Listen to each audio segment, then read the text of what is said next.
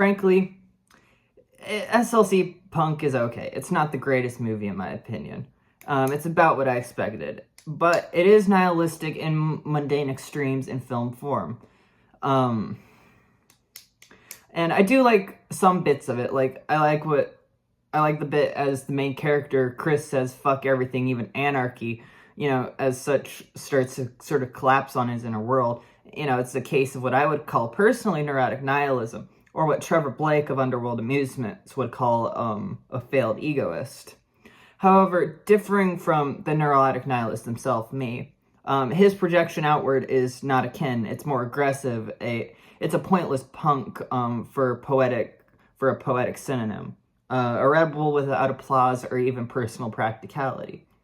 And seemingly, like with his statement of fuck everything, even anarchy, he realizes the evolution of his entity and confusion about the state of his livelihood.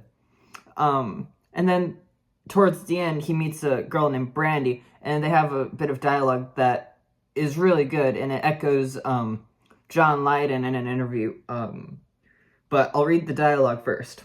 Quote, "Wouldn't it be more of an act of rebellion if you didn't spend so much time buying blue hair dye and going out to get punky clothes?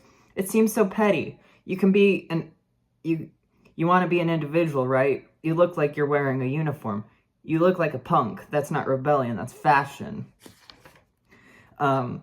Chris responded, then, "What is rebellion?" Then Brandy answers, "Rebellion happens in the mind. You can't create it. You just are that way." And so it echoes John Lydon with a hint of Charlie Manson, and which I would say I think John Lydon has more power to him in saying this, given who he was and is. He was Johnny fucking Rotten, Sex Pistols.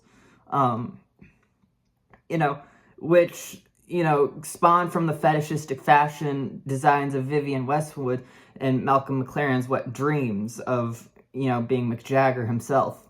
And explaining his own point of separation from the punk movement, John Lydon posited once, "Punk became like fascist. It has to be this way or else." And